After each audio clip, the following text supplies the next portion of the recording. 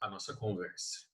Então, estamos gravando. Mais uma vez, boa noite e sejam todos muito bem-vindos nessa nossa conversa e jornada em torno de uma área bastante específica do processo civil, que são as tutelas provisórias, e depois nós falaremos dos procedimentos especiais.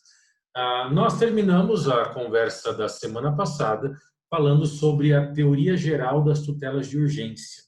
Então, pelo que eu estou me lembrando, nós concluímos falando dos requisitos comuns entre cautelar e tutela antecipada, diferenciamos o que é uma cautelar e o que é uma tutela antecipada, falamos sobre a responsabilidade no momento em que se faz uso dessas tutelas de urgência, existe uma responsabilidade em executar, em efetivar essas medidas e que, consequentemente, pode se voltar em desfavor daquele que a pleiteou, dependendo da situação.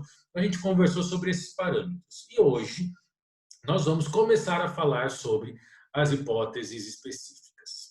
Então, é o nosso foco, é o nosso assunto, trabalhar com as 3 tutelas provisórias específicas. Nós vamos começar e vamos estudar na ordem do CPC. Caso você esteja acompanhando as nossas conversas com o código aberto, você vai perceber que o nosso estudo será conduzido à luz e à ordem, de acordo com a ordem que é traçado dentro do próprio Código de Processo Civil. Nós vamos hoje falar sobre artigo 303 e 304, tutela antecipada requerida em caráter antecedente, e aí continuaremos depois falando sobre tutela cautelar, 305 ao 310, e tutela de evidência no 311, para então fecharmos o conteúdo de tutela provisória. E já metemos o pé, partimos para os procedimentos especiais. Beleza? Primeiro ponto que a gente já tem que compreender. O artigo 303 e 304, eles possuem um título, eles possuem um nome, que é colocado antes do 303. E se você está com o código aberto ou abri-lo, você perceberá que está lá escrito tutela antecipada requerida em caráter antecedente.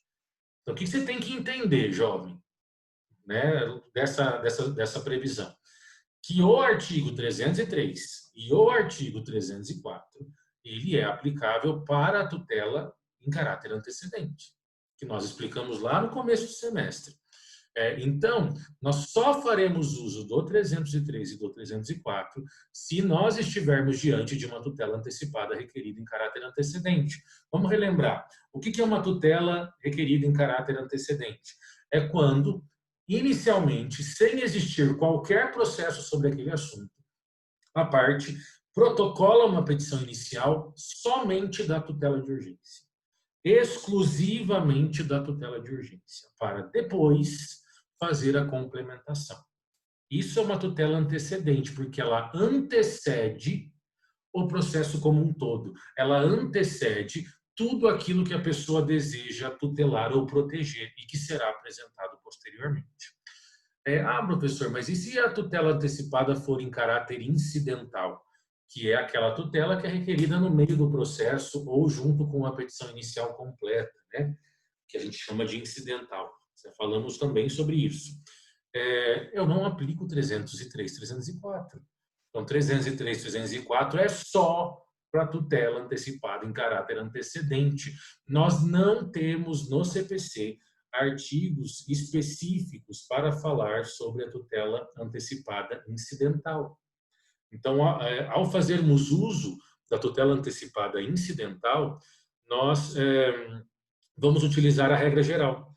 Nós vamos utilizar a teoria geral das tutelas de urgência, porque lá nós temos os requisitos, lá nós temos as formas de concessão, se é concessão sem ouvir a outra parte, aquela liminar concedida liminarmente, se é concessão após justificação prévia, se é concessão mediante caução. Nós vamos seguir a parte da teoria geral. Artigo 300, 301, 302, eles são suficientes para nós trabalharmos com a tutela incidental. E também temos toda a regra geral da tutela provisória, desde o artigo 294. Então, todos esses elementos do artigo 294 até o artigo 302, todos esses artigos, eles são úteis e são a nossa base para pleitear uma tutela de urgência incidental, seja ela antecipada, seja ela cautelar. Porque o 303 e 304 falam exclusivamente da tutela antecipada requerida em caráter antecedente. E se você adiantar um pouquinho ao seu olhar e abrir lá no 305, ele fala cautelar requerida em caráter antecedente. Nós também não temos um conjunto de artigos específicos para falar da cautelar incidental. Por quê? Porque eu vou usar 294 até o 302, toda a teoria geral, que nós já trabalhamos, que já foi objeto do nosso estudo, tá bom? Então, o nosso foco de estudo hoje inicialmente, aí a gente vai ver como que a gente vai evoluir, né, o tempo que nós vamos levar para falar sobre isso, 2 artigos. Só que eles vão dar um certo trabalhinho. O que nós temos de novo, não só trazido pelo atual Código de Processo Civil, mas, de novo, nas tutelas de urgência, é uma figura chamada de estabilização da tutela antecipada. A estabilização é efetivamente um instrumento novo que nós temos no CPC. E como qualquer instrumento novo, ela causa um estranhamento por parte de todos os operadores do direito que estavam acostumados a um caminhar diferenciado. Essa estabilização, ela já acontece em outros países há muito tempo. Na Itália, que é de onde se trouxe a tutela antecipada em caráter, a estabilização, né? Existe estabilização, inclusive, de cautelar, há muito tempo. No Brasil, foi, então, previsto, colocado na legislação, a estabilização somente da tutela antecipada. E somente da tutela antecipada em caráter antecedente. Então, são alguns esclarecimentos importantes de nós fazermos desde agora. Você jamais vai falar de estabilização da tutela antecipada requerida em caráter incidental. Só da antecedente. Ok? Esse é o primeiro ponto. E o que é estabilização? Quando a gente pensa em estabilização, pessoal, nós estamos falando de uma hipótese diferentona em que o código permite que uma tutela concedida, ela se estabilize, ela se torne perene. E com essa permanência da tutela concedida, o processo é arquivado e a tutela continua produzindo seus efeitos, mesmo sem termos uma sentença no processo. Essa é a ideia da estabilização. Então, pela estabilização, preste atenção, eu tenho petição inicial de tutela antecipada requerida em caráter antecedente. O juiz concedeu a tutela antecipada, autorizou. Diante dessa autorização, claro que, acontecendo algumas coisas que a gente vai ver daqui a pouco, nós temos a possibilidade desta decisão liminar continuar produzindo seus efeitos. E aí o processo poderia ser arquivado, não, sem necessidade de uma sentença, e essa decisão proferida em tutela antecipada continuaria produzindo seus efeitos normalmente. Professor, quer dizer que vai formar coisa julgada? Não. Ela vai formar depois, dependendo da situação, mas ela não forma uma coisa julgada agora. Então, o estranhamento que nós temos e a dificuldade que a gente tem para trabalhar em torno desse assunto é falar da estabilização. No resto, tudo acaba sendo muito tranquilo. Mas o problema da estabilização nem é porque a estabilização é complicada, é porque ela é estranha. Para nós que estamos acostumados com uma sistemática processual muito quadrada, pensar em estabilização é um negócio que causa uma desconfiança, sabe? Que nos deixa até um pouco indignado. Mas como assim? É assim. Então, o nosso desafio hoje é passar um pouco por cima de algumas desconfianças e tentar entender que existe um instituto novo que nos foi trazido em 2015 e que tem a sua aplicabilidade, tem uma importância. E, inclusive, é objeto de algumas pacificações, inclusive por uma decisão do ano passado do STJ, que resolveu um problema que havia. A gente vai falar sobre tudo isso. Então, voltando aqui no slide, fique tranquilo, não terminei de falar sobre estabilização. Eu vou falar sobre isso nas minúcias, só que eu preciso apresentar esse assunto para você de alguma maneira. Então, nós temos, por meio da estabilização, a possibilidade de que a tutela concedida em caráter antecedente conserve os seus efeitos, mesmo diante da extinção do processo. mesmo sem existir uma sentença. Você já vai entender como é que isso vai acontecer. Vamos lá. Aqui a gente vai comentar, a gente já falou um pouco sobre isso, né, sobre esse slide. Só vendo aqui o que eu coloquei como informação para você.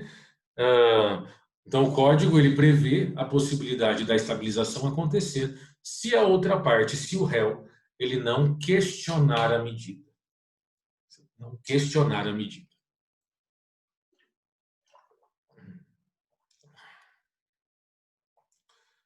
Bom, vamos lá. Artigo 303 do Código de Processo Civil, coloquei ele aqui para você. Nos casos em que a urgência for contemporânea à propositura da ação, a petição inicial pode limitar-se ao requerimento da tutela antecipada e à indicação do pedido de tutela final,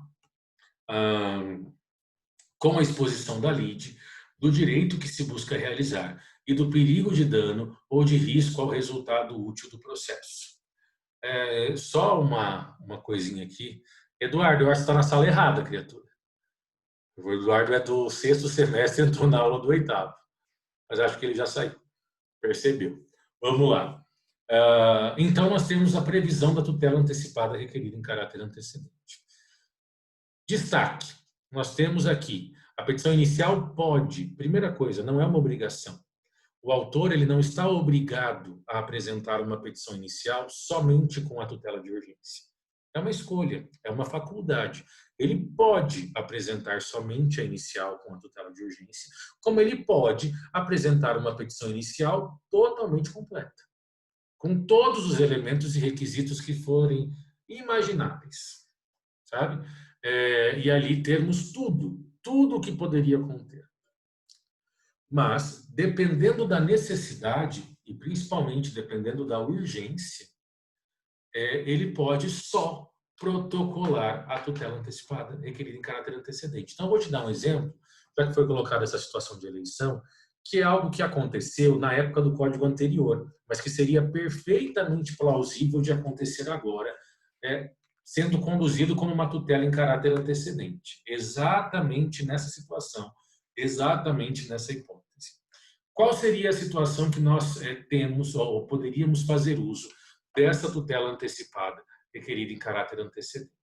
Então, o que aconteceu na época em um período de pleito eleitoral municipal, que são as disputas eleitorais que mais geram confusão, né? Que mais dão problema ou quebra-pau. Bom, um determinado candidato que estava tentando se eleger, havia toda uma situação de que o pai tinha sido prefeito e o pai foi cassado e perdeu seus direitos políticos, e aí o pai queria que o filho participasse da eleição porque o pai tinha muita força política, uma cidade pequena e tal. E esse cara, então, opta por fazer a vontade do pai e decide se candidatar.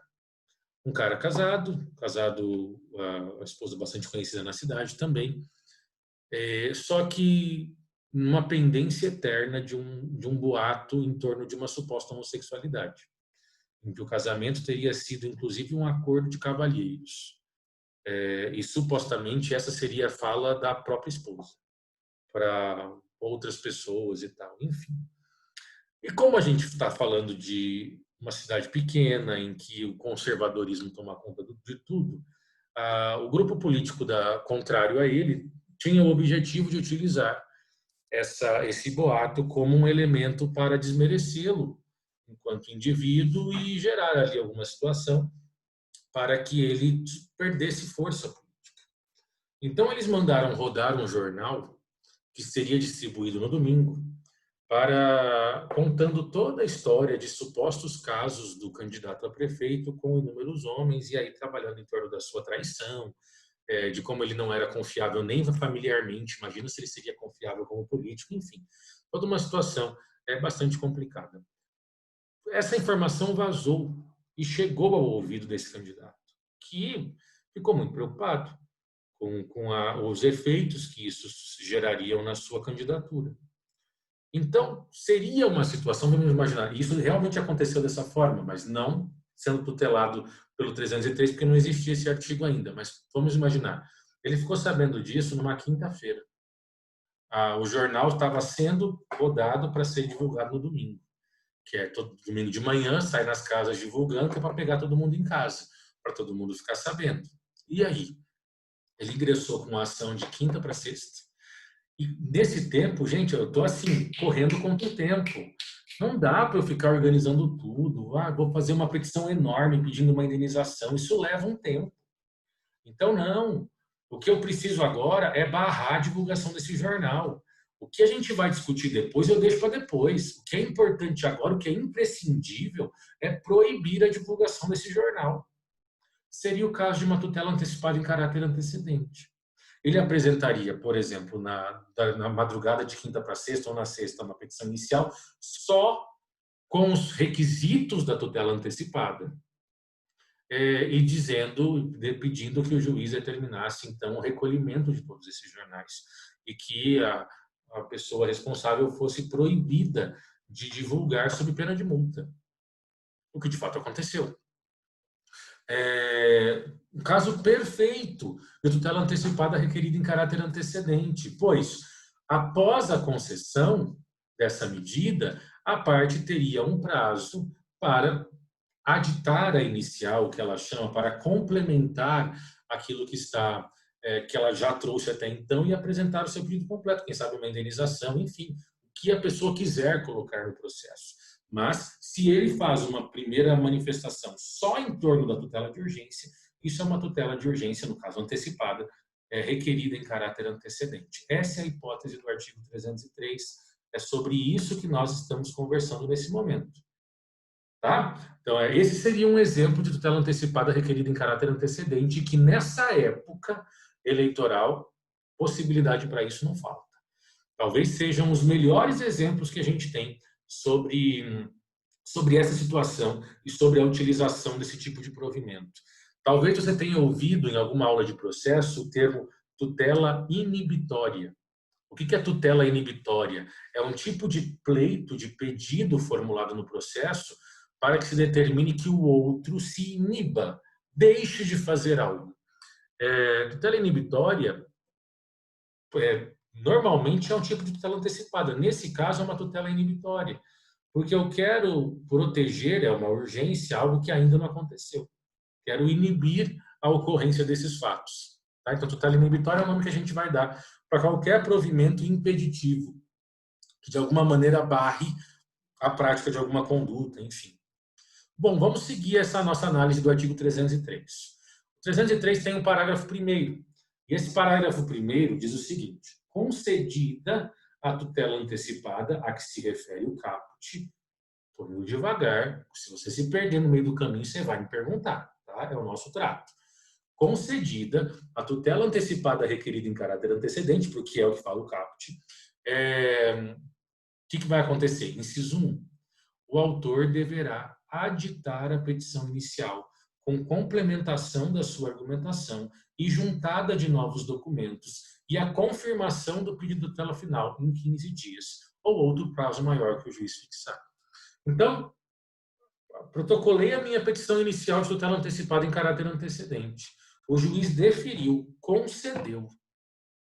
Concedeu, eu tenho 15 dias úteis, prazos processuais integralmente computados em dias úteis, para fazer a complementação. Eu vou apresentar daí uma nova petição inicial no mesmo processo, agora trazendo todos os argumentos que eu queria ter trazido desde antes.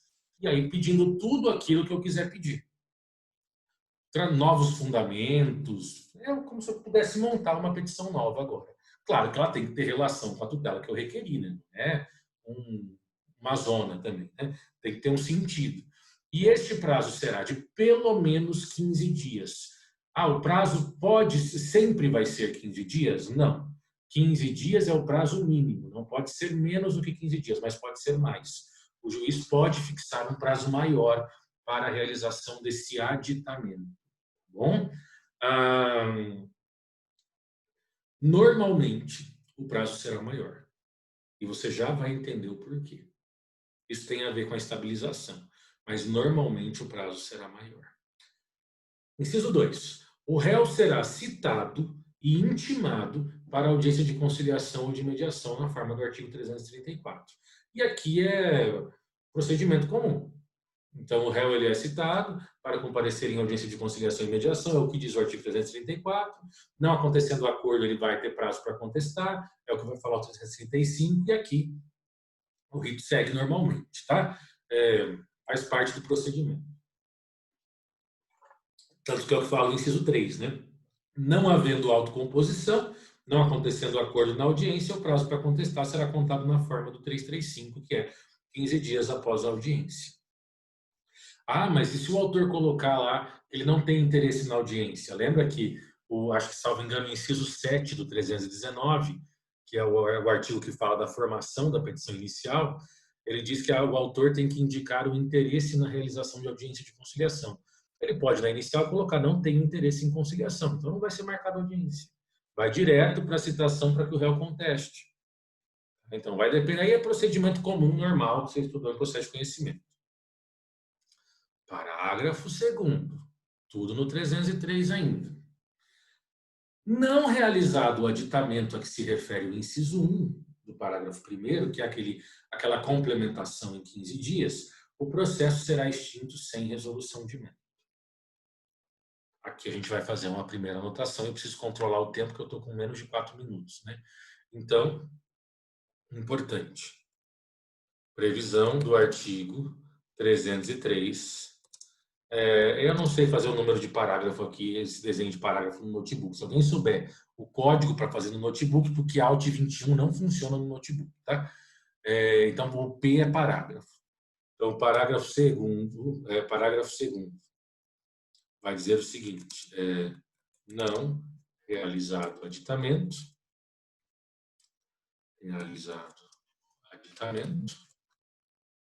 no prazo previsto, o processo será extinto sem resolução de mérito, com a consequente